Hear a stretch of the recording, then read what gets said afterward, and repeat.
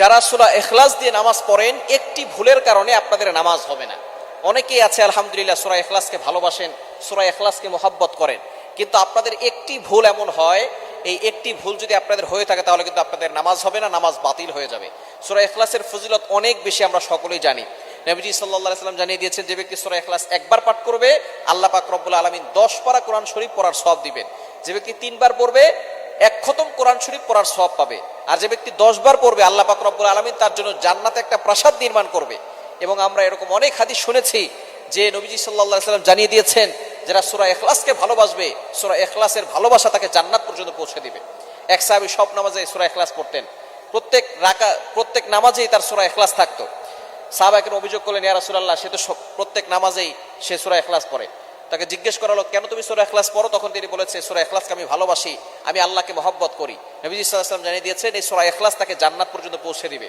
সুতরাং সূরা ইখলাসের ফজিলত অনেক বেশি, কিন্তু আমরা অনেকেই সূরা ইখলাস পড়ি, কুল হুয়াল্লাহু আহাদ আল্লাহুস সামাদ লাম ইয়ালিদ ওয়া লাম ইউলাদ ওয়া লাম ইয়াকুল লাহু কুফুয়ান আহাদ। ছোট্ট সূরা, ফজিলত অনেক বেশি। এই কারণে আমরা অনেকেই সূরা ইখলাস দিয়ে নামাজ পড়ি, কিন্তু আমাদের একটা ভুলের কারণে নামাজ বাতিল হয়। সেটা কি? আমরা অনেকে কফের জায়গায় কাফ পড়ি। একটা হচ্ছে কফ আর একটা হচ্ছে কাফ। কাফটা একটু পাতলা হবে, চিকন হবে, আর কফ একটু শক্ত করে পড়তে হবে। অনেকে এই ভুলটা করে। কফ দিয়ে পড়লে কুল হুয়াল্লাহু আহাদ, এটা যদি আপনি পড়েন তাহলে অর্থ হবে, নবী আপনি বলুন আল্লাহ এক, অদ্বিতীয়। আল্লাহ পাক রব্বুল আলামিন তার পরিচয় দিচ্ছেন এখানে। আল্লাহ পাক রব্বুল আলামিন এখানে বলছেন কুল হুয়াল্লাহু আহাদ, এখানে কফ দিয়ে পড়ছেন। কিন্তু অনেকেই ভুল করে, উচ্চারণ সঠিক না হওয়ার কারণে তারা পরে কাফ দিয়ে কুল হুয়াল্লাহ। কুল শব্দের অর্থ হচ্ছে খাওয়া, আপনি খান। হুয়াল্লাহু আহাদ, আল্লাহ এক। সুতরাং কোরআন শরীফের কোন অর্থ যদি চেঞ্জ হয়ে যায় তাহলে আপনার নামাজ হবে না, নামাজ বাতিল হয়ে যাবে। আপনার একটা উচ্চারণের কারণে, যেখানে কফের জায়গায় কাফ পড়তেছেন, যার কারণে আপনার উচ্চারণের কারণে একটা অক্ষর পরিবর্তন হয়ে গেছে, যার কারণে অর্থের চেঞ্জ চলে আসছে। এরকম শুধু সূরা ইখলাসে নয়, পবিত্র কোরআনুল কারীমের যেখানেই আপনি যদি উচ্চারণ সঠিকভাবে না করেন তাহলে কিন্তু অর্থ চেঞ্জ হওয়ার সম্ভাবনা আছে, যার কারণে আপনার নামাজ বাতিল হয়ে যাবে।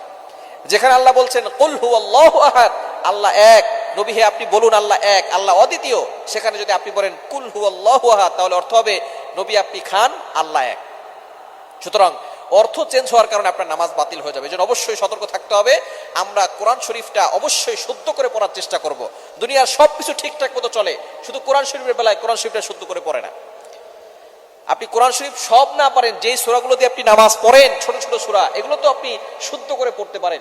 অনেকে সূরা ফাতিহা শুদ্ধ করে পড়তে পারে না, অনেকে সূরা ইখলাস, সূরা ফালাক, সূরা নাস এগুলো শুদ্ধ করে পড়তে পারে না। যেগুলো দিয়ে নামাজ পড়ে সেগুলোই তার শুদ্ধ হয় না, আর নামাজ ভাঙে